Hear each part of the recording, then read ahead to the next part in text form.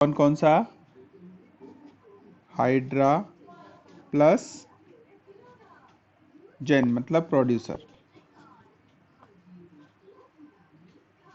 दो से मिलकर बनाया था। हाइड्रा का मतलब वाटर और जेन का मतलब प्रोड्यूसर। ये ऐसी गैस है जिससे हम वाटर को बना सकते हैं, है कि नहीं? कैसे बनाते हैं?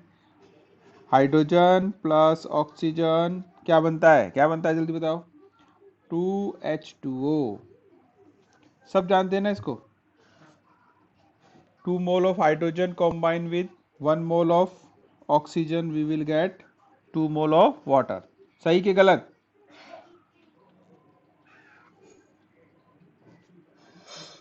सही है ना? क्यों है? और देखो वाटर हमारी नेचर में बहुत ज़्यादा अमाउंट में मिलता है, बहुत ज़्यादा अमाउंट में मिलता है, क्योंकि ये वेरी स्टेबल है। क्यों? क्योंकि इसके बनने में एनर्जी रिलीज होती है। ये एक एक्सोथर्मिक प्रोसेस है। कैसा प्रोसेस है? एक्सोथर्मिक प्रोसेस है। बोलो।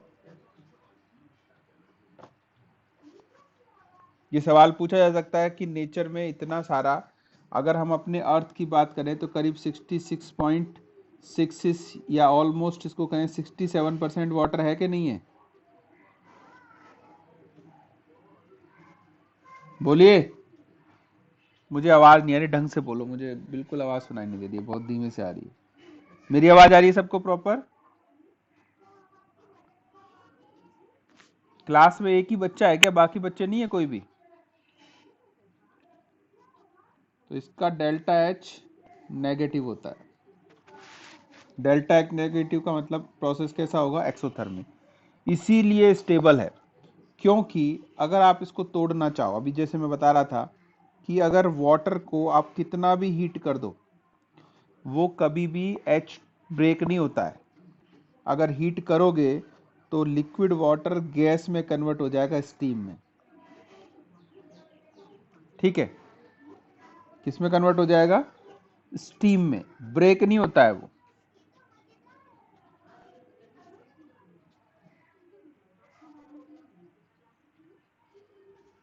ब्रेक नहीं होता है। ब्रेक करना चाहते हो तो क्या करना पड़ेगा? इलेक्ट्रोलिसिस। इलेक्ट्रोलिसिस क्या है? पानी के अंदर आपको करंट लगाना है। सब जानते हैं, 10th क्लास में भी इसको पढ़ के आए हैं।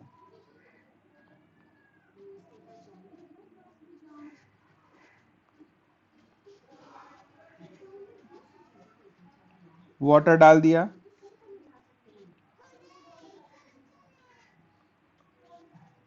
अरे सब बच्चे हैं क्लास में?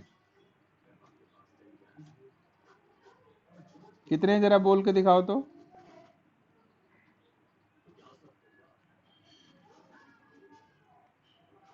तो बोलो ना, मुझे आवाज एक की भी नहीं आ रही है। कितने बच्चों को मेरी आवाज सुनाई दे रही है? यस करके बताओ। कितने बच्चों को मेरी आवाज सुनाई दे रही है? बोलो जल्दी।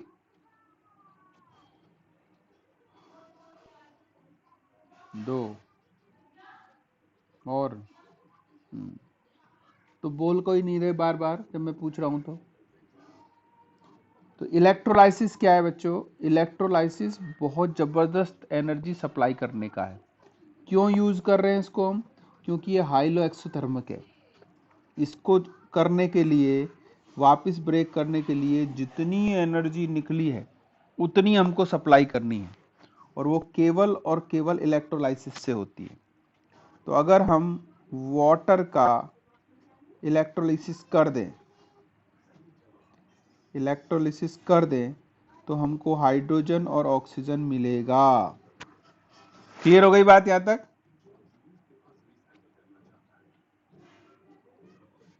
ठीक है। अब बात आती है पोजीशन। पोजीशन पीरियोडिक टेबल में कहां है जरा बताओ मुझे। पीरियोडिक टेबल में कहां पर है हाइड्रोजन? पीरियोडिक टेबल पढ़ा है सबने?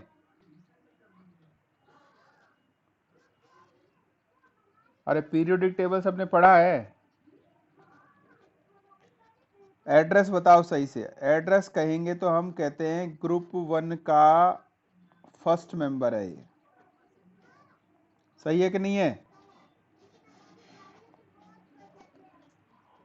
हाँ, ग्रुप 1 का ऐसे बोलो, ग्रुप 1 का और पीरियड 1 का ये फर्स्ट मेंबर है। ठीक है, या यूं कह सकते हैं ये first element of periodic table है। कोई भी पीरियड टेबल आई हो, किसी ने भी बनाई हो, मेंडलीव से लेकर मॉजले तक, सबका पहला मेंबर कौन है? कौन है पहला मेंबर? अरे कौन है हाइड्रोजन ही है ना।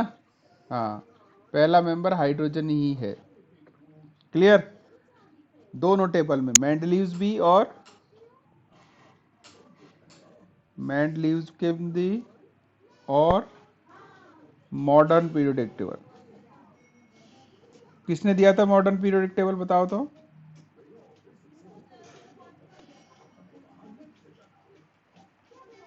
हेनरी मॉजले ने। ठीक है, तो दोनों ही, कोई भी प्रोडक्ट, जितनी भी पीरियोडिक टेबल है उन सब में पहला नंबर इसको दिया गया है। लेकिन इसमें एक कंफ्यूजन है बच्चों। इसको अभी तक जो रखा गया है उसमें पूरी तरह से ये बात सही नहीं मानी जा रही है कि इसकी पोजीशन सही है। वजह क्या है कि टेबल के अंदर हम चीज़ों को अरेंज करते हैं उसकी प्रॉपर्टी के अकॉर्डिंग। तो ये जो हाइड्रोजन है, ये जो हाइड्रोजन है, इसकी जो प्रॉपर्टीज़ हैं एक कंफ्यूजन क्रिएट करती है। क्या? कि इसके अंदर बहुत सारी प्रॉपर्टी हैं। कुछ प्रॉपर्टी रिजेंबल करती हैं ग्रुप 1 से और कुछ प्रॉपर्टी रिजेंबल करती हैं ग्रुप 17 से। ठीक है, तो तर्क अभी भी चल रहे हैं, अभी भी क्लियर नहीं है। हो सकता है फ्यूचर में हम ये सुने कि हाइड्रोजन की पोजीशन कहीं और हो जाए। तो इसकी रिजेंबलेंस 2 से है, एक ग्रुप ए से 1 से और ग्रुप 17 से। यानी हम इनको 70 में भी रख सकते थे और 1 में भी रख सकते थे, लेकिन अभी कहाँ रखा गया है? ग्रुप, कौन से ग्रुप में रखा गया है? 1 में रखा गया है। जितने बच्चे नहीं बोल पा रहे हैं, जिनके मुंह में दिक्कत है, वो क्लास से बाहर चले जाए, कोई जरूरी नहीं है पढ़ना। या तो रिप्लाई करो या आराम करो। करोगे रिप्लाई? अरे रिप्लाई करना है कि नहीं करना है?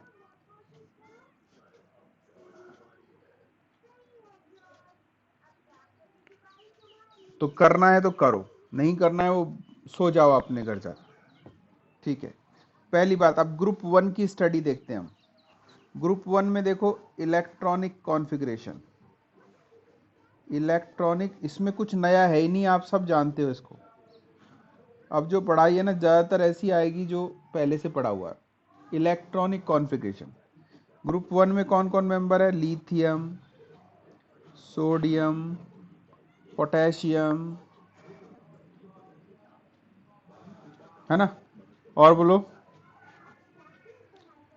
रूबिडियम और सीजियम, है कि नहीं? अच्छा, देखो ये, और इसी में ऊपर है हमारा हाइड्रोजन। सबसे ऊपर कौन है? हाइड्रोजन। पीरियड की बात करें तो हाइड्रोजन है फर्स्ट पीरियड में, लिथियम है सेकंड में, नाइट्रोजन है थर्ड पीरियड में, पोटेशियम है फोर्थ में, रूबिडियम है 5 में और सीजियम है 6 में। सही कि गलत?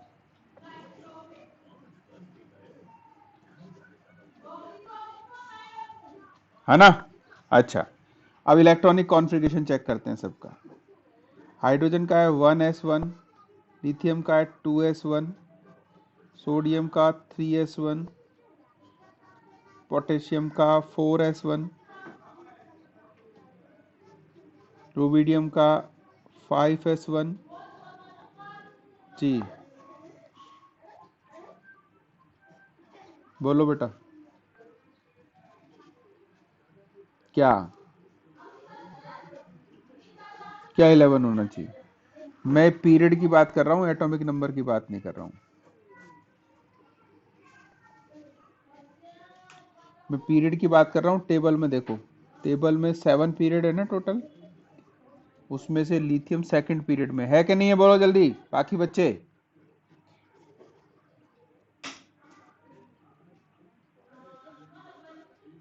बस मैंने पीरियड की बात की है, पीरियड की बात की है। अब कॉन्फ़िगरेशन चेक करो इसका। हाइड्रोजन का 1s1 है, लिथियम का 2s1 है, सोडियम का 3s1 है, पोटेशियम का 4s1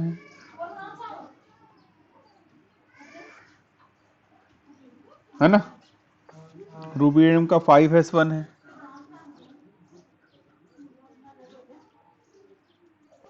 सीजियम का 6s1 है। हाँ के ना?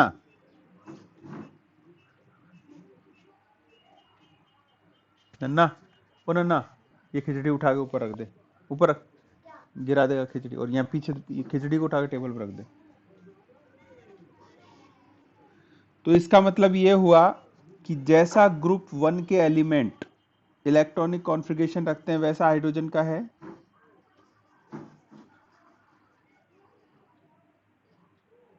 बोलिए।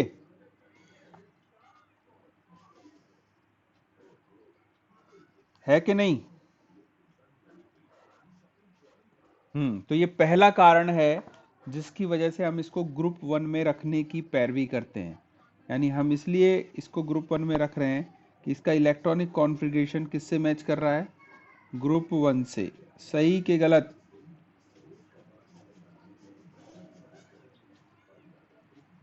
ठीक है, चलिए दूसरे पॉइंट की बात करते हैं। क्या वजह है? लॉजिक दे रहे हैं, अभी हम लॉजिक दे रहे हैं कि क्यों रखा जा रहा है किसी के पास। दूसरा है electro positive character. Electro positive character, electro positive मतलब क्या होता है कि जो पॉजिटिव बनने की टेंडेंसी रखता है। हम देखते हैं कि लिथियम की नेचर है, एक इलेक्ट्रॉन रिलीज करेगा, Li+ बनाएगा।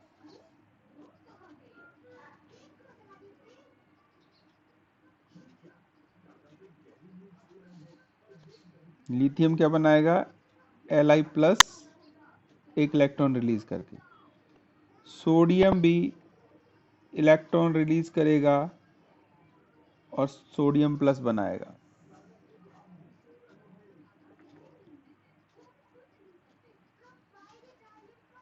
सही।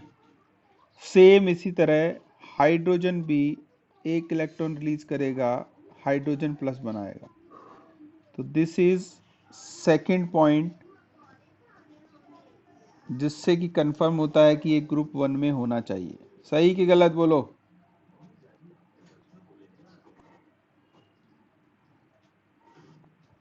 बोलिए। ठीक है, point number 3, oxidation number. Oxidation number, oxidation number क्या बताया था? क्या चीज होती है ऑक्सीडेशन नंबर?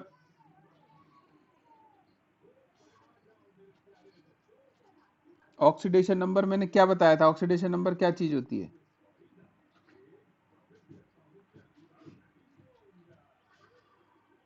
अरे ऑक्सीडेशन नंबर क्या बताया था मैंने? क्या होता है ऑक्सीडेशन नंबर?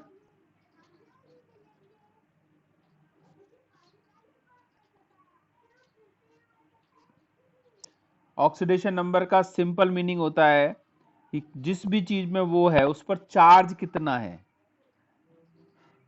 चार्ज कितना है। ठीक है, तो एल्कली मेटल को अगर हम देखें तो देखो, सोडियम होता है Na+ में, पोटेशियम होता है K+ में। क्या ऑक्सीडेशन नंबर इसका? +1। इसका +1। और हाइड्रोजन भी +1 बनाता है, तो इसका भी क्या हो गया? +1। तीनों मैच कर रहे हैं? बोलो। तो तीसरी प्रॉपर्टी मैच कर गई कि ऑक्सीडेशन नंबर भी हमारा सेम ही आ रहा है। नंबर 4 पॉइंट नोट करते जाइए साथ के साथ। पॉइंट नंबर 4, रिएक्शन विद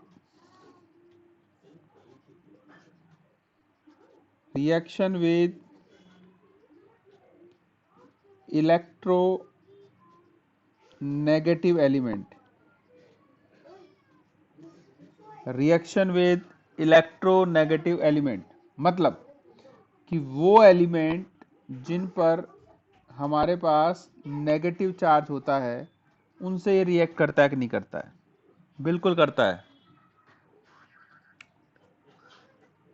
ठीक, जैसे सोडियम की बात करते हैं। सोडियम ऑक्सीजन से रिएक्ट करता है, ऑक्सीजन पे नेगेटिव चार्ज होता है, सभी जानते हैं। हाँ कि ना?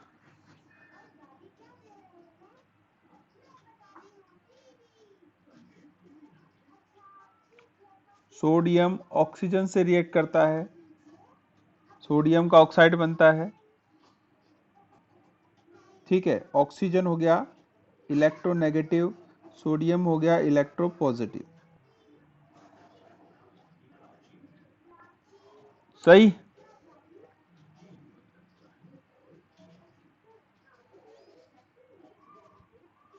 सही है ना बच्चों?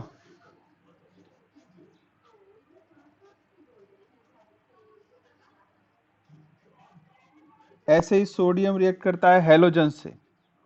हैलोजन से मान लो Cl से कर लिया तो बनाएगा NaCl। तो यहाँ पर ये नेगेटिव, यहाँ पर ये नेगेटिव। सेम इसी तरह हाइड्रोजन को चेक करो। हाइड्रोजन ऑक्सीजन से रिएक्ट कर रहा है, बना रहा है ऑक्साइड ऑफ हाइड्रोजन। उसी तरह हाइड्रोजन हैलोजन से रिएक्ट कर रहा है, बना रहा है हाइड्रोजन हैलाइड। सेम है।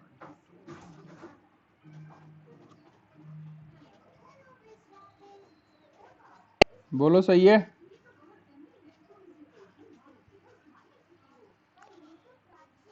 है ना? तो तीन चार बातें हो गई। पहली बात इलेक्ट्रॉनिक कॉन्फ़िगरेशन, दूसरा बात कि सारे ये भी इलेक्ट्रोपॉजिटिव है, तीसरी बात ऑक्सीडेशन एल्काइल मेटल जैसा है, चौथी बात ये इलेक्ट्रोनेगेटिव एलिमेंट के साथ वैसे ही रिएक्ट करता है जैसे कि एल्काइल मेटल करते हैं। नोट किया सबने?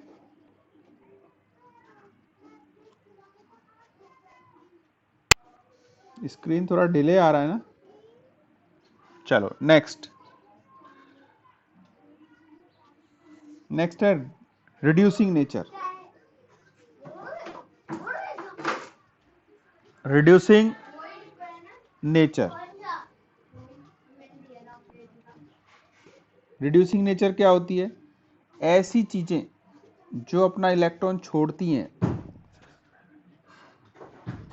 ऐसी चीजें जो अपना इलेक्ट्रॉन छोड़ती हैं, क्या नेचर? तो तू क्यों नाटक कर रहा है? खोल देना गेट को।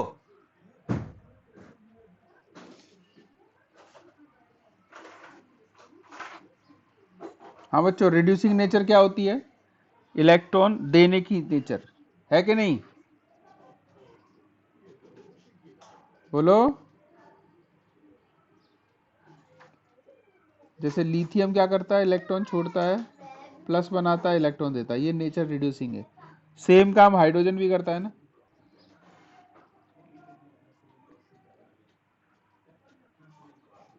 सॉरी सॉरी, उल्टा हो गया, उल्टा। सही है क्या? रिडक्शन का मतलब, रिड्यूसिंग का मतलब सही है, जो अपना इलेक्ट्रॉन देकर दूसरे को रिड्यूस करता है, तो इनकी नेचर क्या होती है? रिड्यूसिंग। चलो एक एग्जांपल देखते हैं। CuO प्लस H2 क्या बन गया?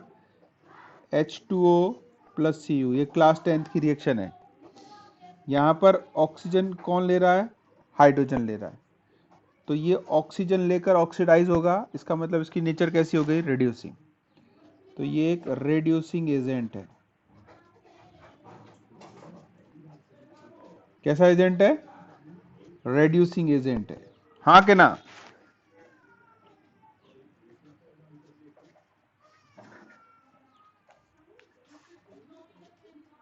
ठीक है।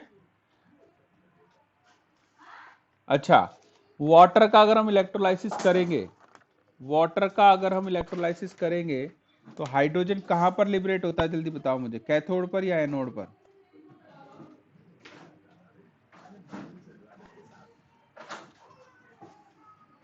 मैं कह रहा हूं कि अगर हम H2O का इलेक्ट्रोलिसिस करेंगे,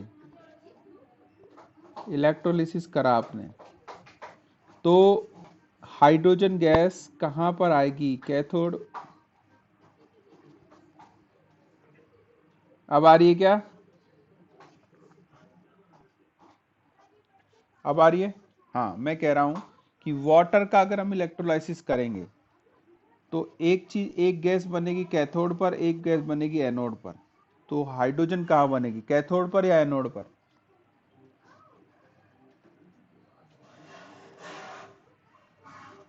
हाइड्रोजन कहाँ बनेगी, कैथोड पर या एनोड पर?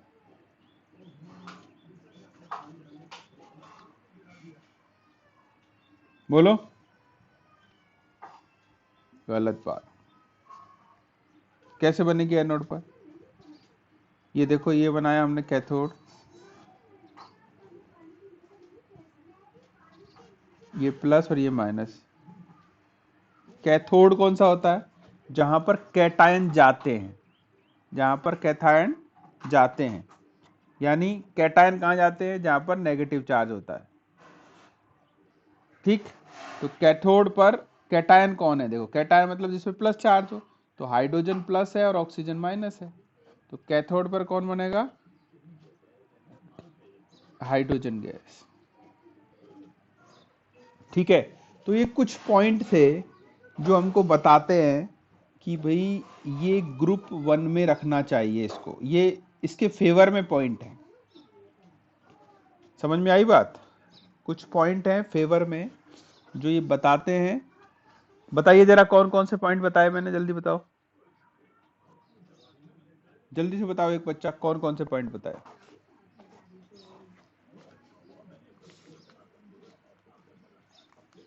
जल्दी से बताओ एक बच्चा, कौन कौन से पॉइंट बताए मैंने।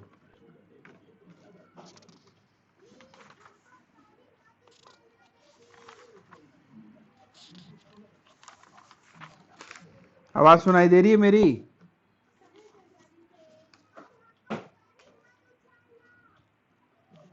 मेरी आवाज सुनाई दे रही है सबको? दे रही होगी, लिखे हैं ना, तो देख के बता दो फटाफट, कितने पॉइंट बताए मैंने।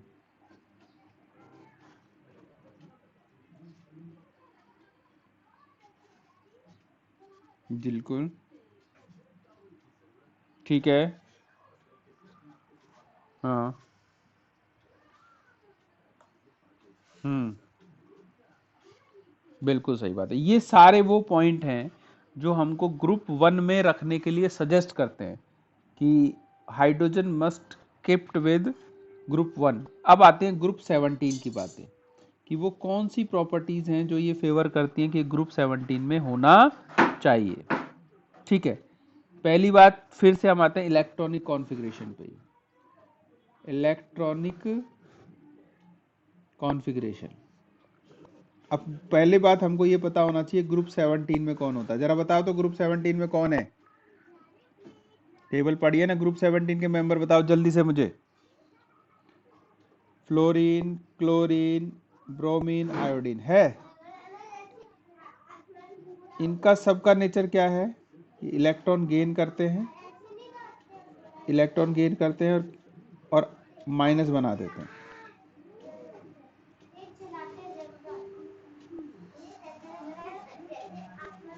Cl माइनस, Br माइनस और I माइनस, हेलाइड बनाते हैं नहीं, इनको हम बोलते हैं हेलाइड। यही सेम नेचर, यही सेम नेचर हाइड्रोजन के अंदर भी होता है, ये भी हाइड्राइड बना सकता है इलेक्ट्रॉन गेन करके।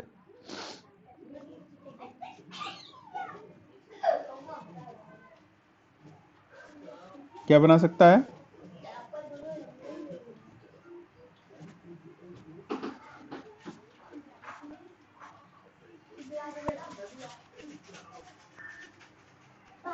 नन्ना, टीवी बंद कर, तू यहाँ बैठ जा चुपचाप, पीछे रह, देखना है तो चांटा ही पड़ सकता है। बोलो समझ में आया सबको कि जिस तरह 17 के हैलाइड बनाते हैं इलेक्ट्रॉन करके, वैसे ही ये क्या बना देता है, हाइड्राइड। क्लियर पहली बात? बोलो पहला पॉइंट क्लियर है। रीजन क्या है? रीजन ये है कि एक इलेक्ट्रॉन मिलते ही इनके पास स्टेबल कॉन्फ़िगरेशन आ जाता है। फ्लोरीन के पास नियॉन का, क्लोरीन के पास आर्गन का, इसके पास क्रिप्टन का, और इसके पास जीनन का। ग्रुप 18 वाला ले लेते हैं। इसी तरह हाइड्रोजन के पास भी हीलियम का आ जाता है, यानी इनर्ट गैस जैसा कॉन्फ़िगरेशन ये अचीव कर लेते हैं। ठीक है?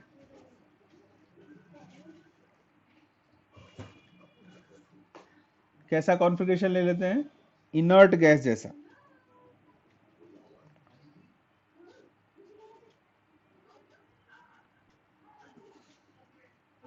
क्लियर है बच्चों?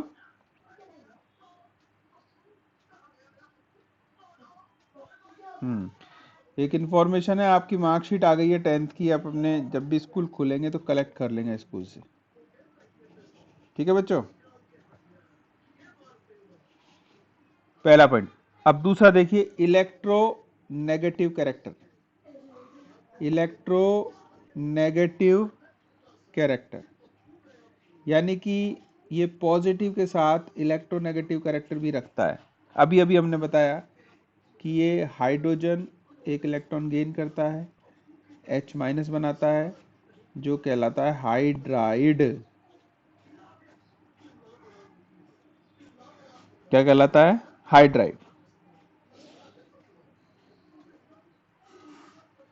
Point number 2 is clear?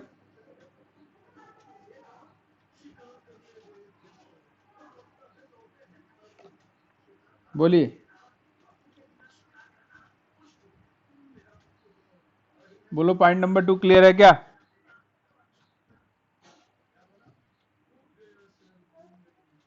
देखिए थर्ड पॉइंट देखिए, वैल्यू ऑफ आयोनाइजेशन पोटेंशियल, या जिसको हम आयोनाइजेशन एंथैल्पी कहते हैं। आपके पास बुक होगी, उसमें देखिएगा, आप चेक कीजिए कि इनकी जो आयनाइजेशन एंथैल्पी है, ionization potential is equal to किसका? हाइड्रोजन का। और ये जो ग्रुप 17 के एलिमेंट है उनका लगभग सेम है, सिमिलर है। टेबल बनी होगी बुक में, आप चेक कर लीजिएगा, वैल्यू सिमिलर है। एक जैसा कभी भी किसी दो का नहीं होता है, लेकिन सिमिलर का मतलब वैल्यूज जो होंगी वो आसपास होंगी।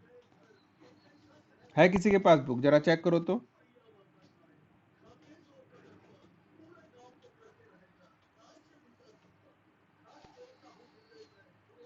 देखा?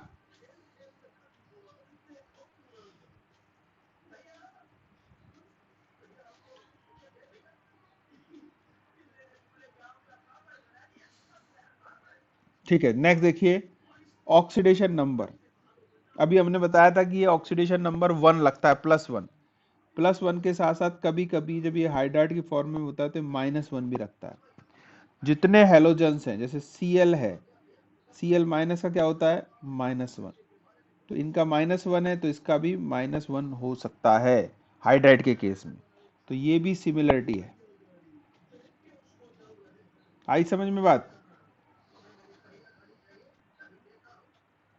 बोलो आई समझ में बात? Next, reaction with electropositive. ये माइक बंद करो अनुराग, तुम्हारा शायद माइक ऑन है। Reaction with electropositive element. Electropositive element कैसे? कि जैसे Na प्लस है, रिएक्शन करता है Cl माइनस से, बनाता है NaCl। वैसे ही इसी Na प्लस से H माइनस भी रिएक्ट करके बनाता है NaH। इसको बोलते हैं सोडियम हाइड्राइड। क्लियर? बोलो सही है क्या?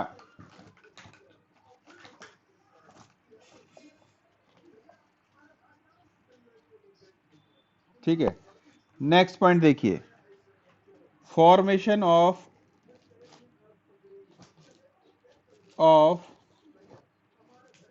Covalent compound, formation of covalent compound. ठीक है, अब देखो मेन चीज दोनों चेक करेंगे हम। Formation of covalent compound with non metal, non metal के साथ कोवलेंट कंपाउंड बनाता है। जैसे एक नॉन मेटल हमने लिया कार्बन, कार्बन में अगर हम हाइड्रोजन ऐड करेंगे क्या बनेगा, जल्दी बताओ, सबको पता है ये। कार्बन प्लस हाइड्रोजन का रिएक्शन करेंगे क्या बनेगा?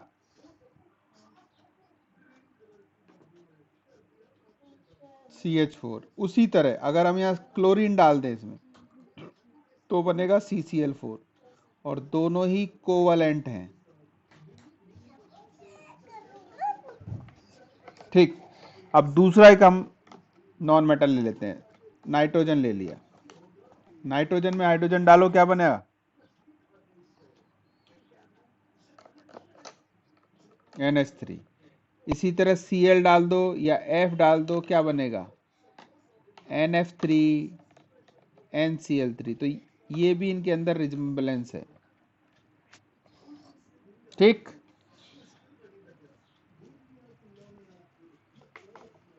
Clear clear clear. चलो नेक्स्ट देखिए, नेक्स्ट देखिए कि आपको सबको पता है कि ग्रुप 17 के जो हेलोजन्स होते हैं ये सब डाई एटॉमिक होते हैं, डाई एटॉमिक। अगर मैं आपसे कहूं लिखो क्लोरीन का फॉर्मूला, बोलो जल्दी क्या होगा? क्लोरीन को कैसे लिखेंगे हम? Cl2। फ्लोरीन को कैसे? फ्लोरीन को F2, ब्रोमीन को Br2। हाइड्रोजन को कैसे लिखेंगे? H2। तो सिमिलरिटी हुई ना, ये सब के सब डाई एटॉमिक हैं, यानी इनकी एटॉमिसिटी में सिटी 2 होती है।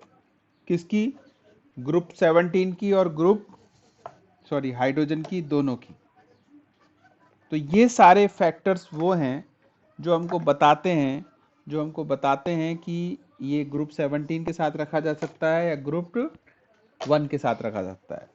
फाइनली अभी हमने इसको रखा है ग्रुप 1 के साथ, क्योंकि ज़्यादातर केसेस में ये ग्रुप 1 को सपोर्ट करता है। जितनी भी रिएक्शंस होती हैं वो ज़्यादा फेवर करती हैं ग्रुप 1 को। क्लियर? चलिए, वेरी गुड। एक और टॉपिक लेते हैं छोटा सा, आइसोटॉप्स। जानते हो क्या इसके बारे में, जरा बताओ तो।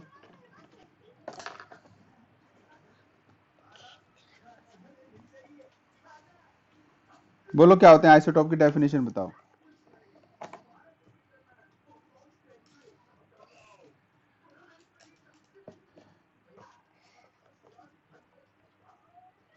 Atom of same elements have same atomic number but different mass number. ठीक है, डिफरेंट मास नंबर। क्लियर है? तो उनको हम बोलते हैं आइसोटोप्स। हाइड्रोजन के 3 आइसोटोप होते हैं, ध्यान रखिएगा।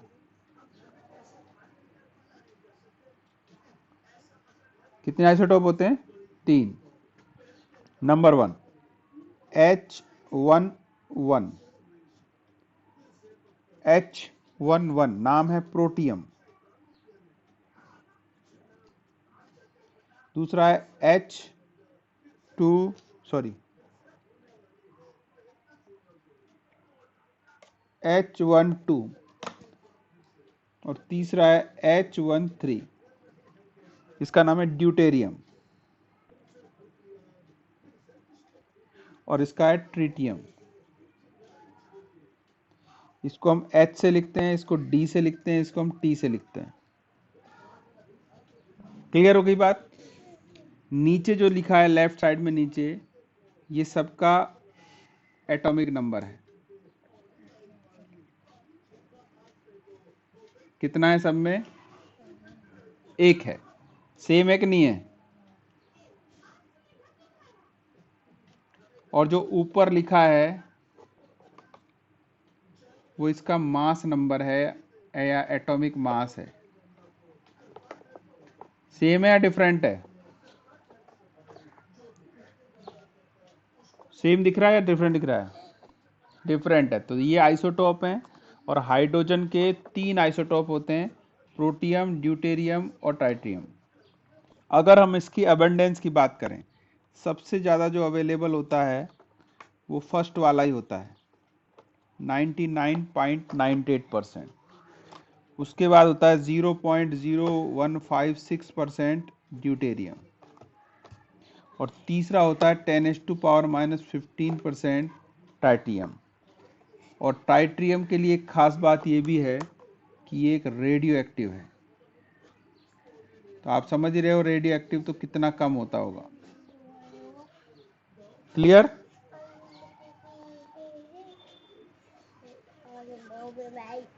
बोलिए।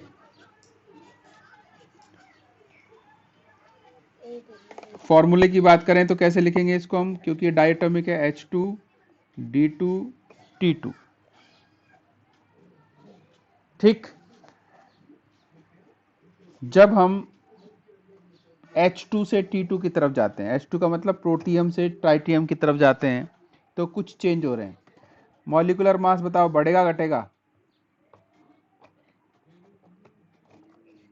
बोलो। मॉलिक्यूलर मास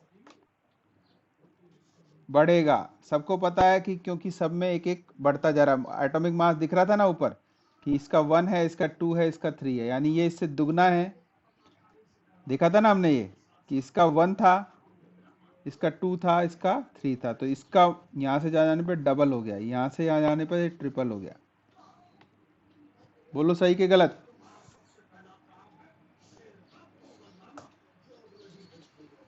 और डेंसिटी, डेंसिटी पे क्या फर्क पड़ेगा? क्यों बढ़ेगी? मास के साथ साथ डेंसिटी भी बढ़ेगी। एरिया वही है, मास बढ़ रहा है। D इज इक्वल टू होता है M/V। ये बढ़ रहा है, ये तो कांस्टेंट ही है। ठीक है। जैसे जैसे मास बढ़ता है वैसे वैसे बॉन्ड स्ट्रेंथ भी बढ़ती है, ध्यान रखना। तो बताओ बॉन्ड स्ट्रेंथ बढ़ेगी घटेगी?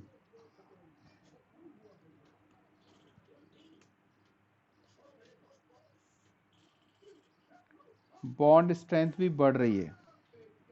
अच्छा, स्ट्रेंथ बढ़ी है तो इसको फ्यूज करना, मेल्ट करना आसान है या मुश्किल है? तो हीट ऑफ फ्यूजन मुश्किल है, ये भी बढ़ेगा। हीट ऑफ वेपोराइजेशन ये भी बढ़ जाएगा। अच्छा, ये मुश्किल है तो बॉइलिंग पॉइंट और मेल्टिंग पॉइंट पे क्या फर्क पड़ेगा? बढ़ेंगे घटेंगे? बढ़ेंगे। यानी ये सारी की सारी प्रॉपर्टी डिपेंड किस पे कर रही है? मास पे। तो मास अगर बढ़ रहा है तो ये रिलेटिवली हमको याद रखना है कि प्रोटियम का मॉलिक्यूलर मास कम, फिर उससे ज़्यादा ड्यूटीरियम। ड्यूटी देखो ये सब के साथ ऑक्साइड बनता है। H2O हमारा वाटर है, और D2O क्योंकि यहाँ पर H की जगह आ गया D, जो इससे डबल है कम से कम, इसीलिए इसको हम हैवी वाटर कहते हैं। क्या नाम है इसका? Heavy water. इसीलिए इसको हम हैवी वाटर कहते हैं, और इसका यूज न्यूक्लियर रिएक्टर्स में किया जाता है। न्यूक्लियर रिएक्टर्स में बताएंगे आगे इसके बारे में। तो तीनों आइसोटॉप हो गए बच्चों।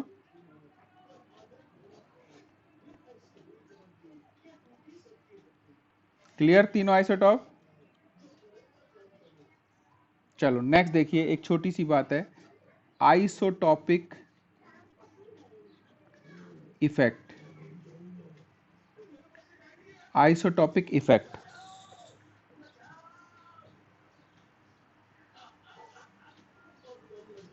ठीक है, कहने का मतलब ये है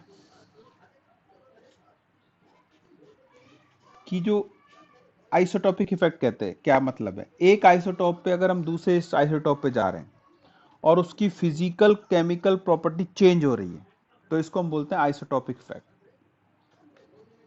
change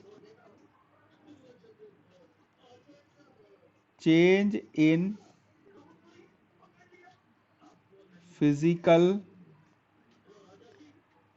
and chemical properties of isotopes called isotopic effect। क्या बोलते हैं इसको हम? Isotopic effect. ठीक है, अब देखो ऐसा नहीं है कि हाइड्रोजन के अलावा किसी चीज के आइसोटॉप होते नहीं है, सबके होते हैं। आपने पढ़ा है, क्लोरीन का भी होता है, नाइट्रोजन का भी होता है, ऑक्सीजन का भी होता है। पढ़ा है कि नहीं पढ़ा है हमने? बोलो, पढ़ा था ना, क्लास 9th में पढ़ा था, क्लोरीन के होते हैं। अब बात क्या है कि आइसोटॉपिक इफेक्ट मतलब अगर आप एक आइसोटॉप से दूसरे आइसोटॉप पे जा रहे हो और उसकी फिजिकल और केमिकल प्रॉपर्टी चेंज हो रही है, इसका मतलब उसके अंदर आइसोटॉपिक इफेक्ट है। कैसे आता है? ये आता है due to large difference between mass. अगर एक आइसोटॉप से दूसरे आइसोटॉप पे जाने पे मास का डिफरेंस बहुत ज्यादा आ रहा है तो आइसोटॉपिक इफेक्ट होगा, और नहीं आ रहा है तो आइसोटॉपिक इफेक्ट नहीं होगा। ध्यान से सुनो, हाइड्रोजन का केस देखो, कितना फर्क हो रहा था, 1 1 1 2 1 3। हम गए 1 से 2 पे, कितना मास बढ़ा? 2 टाइम्स। यहां से आ गया, कितना बढ़ा? 3 टाइम्स। तो इसका मतलब इनकी प्रॉपर्टी में ट्रमेंडस चेंज आएगा, यानी H2O की जो प्रॉपर्टी है वो D2O से काफी डिफरेंस होगी, क्योंकि यहां पर आइसोटॉपिक इफेक्ट काम कर रहा है। अब एक दूसरा एग्जांपल लेते हैं, देखो अभी समझ में आएगा। जैसे नाइट्रोजन है, नाइट्रोजन के दो आइसोटॉप होते हैं, एक होता है नाइट्रोजन 7 14, एक होता है 7 15। बताओ इसमें आइसोटॉपिक इफेक्ट होगा? नहीं होगा। देख यहाँ 14 और 15, 14 और 15 में कितना डिफरेंस है? 14 और 1 का डिफरेंस है, लेकिन यहाँ डबल हो रहा है। यहाँ देख, 1 से 2 हो गया दुगना, यहाँ 1 से 3 हो गया तिगुना। तो ये दुगना तिगुना हो रहा है क्या यहाँ पे? तो ये क्या है? ऑलमोस्ट सिमिलर मॉलिक्यूलर मास है, सिमिलर मॉलिक्यूलर मास है। तो आइसोटॉपिक इफेक्ट नहीं होगा।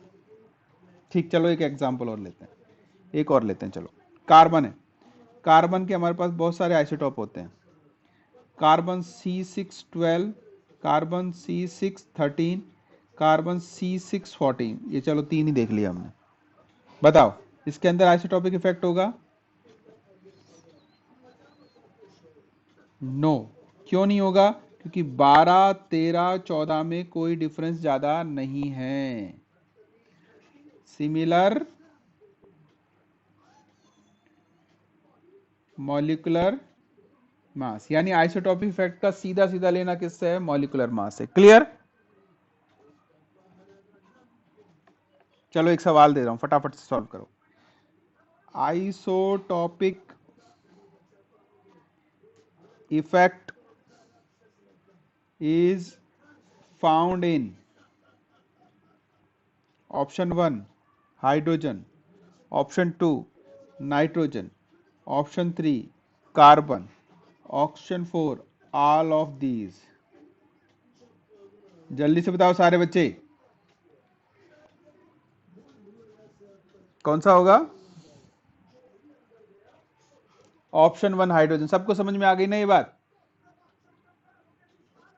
क्योंकि इनमें आइसोटॉपिक इफेक्ट होता ही नहीं है, नॉट प्रेजेंट। क्यों? क्योंकि मॉलिक्यूलर मास सेम है। क्लियर हो गई बात? बोलो, बात क्लियर हो गई क्या? चलो एक और इंटरेस्टिंग चीज, एक और इंटरेस्टिंग सवाल देखते हैं आप कर पाते हो क्या। 2 रिएक्शन लिख रहा हूं, बताना कौन सी ज्यादा तेजी से होगी। CH4Cl2 से बना CH3Cl plus HCl, CD4 plus Cl2 से बना CD3Cl प्लस DCl। बताओ फर्स्ट और सेकंड में कौन सी रिएक्शन फास्टर होगी? Which one is faster? 1 और 2? क्यों?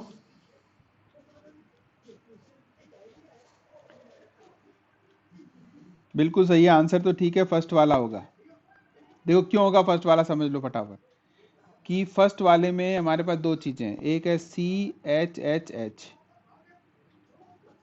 है ना, और सेकंड वाले में क्या है, CDDDD, यही हुआ। और दोनों में कॉमन है CCl बॉन्ड, तो दोनों को होने के लिए ये बॉन्ड टूटेगा, ये तो कॉमन हो गया, हाँ के ना? बोलो, ये तो कॉमन हो गया ना इसका टूटना तो। लेकिन यहां देखो, इस वाले में CH बॉन्ड टूटेगा, इसमें CD बॉन्ड टूटेगा। अभी हमने क्या बताया था कि बॉन्ड स्ट्रेंथ हाइड्रोजन से ड्यूटेरियम ट्राइटेरियम की तरफ जाते हैं तो बढ़ती है घटती है? याद करो, अभी हमने लिखा था बढ़ती है ना, तो इसका मतलब ये बॉन्ड वीकर है और ये बॉन्ड स्ट्रॉन्गर है, तो कौन सा तोड़ना आसान है जल्दी? वीकर वाला। तो पहली वाली रिएक्शन जो होगी वो फास्ट होगी।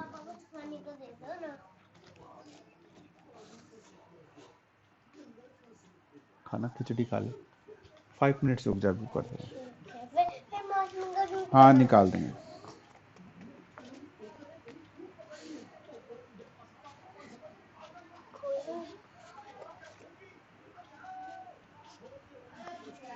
ठीक है बच्चों, यहां तक बात समझ में आ गई?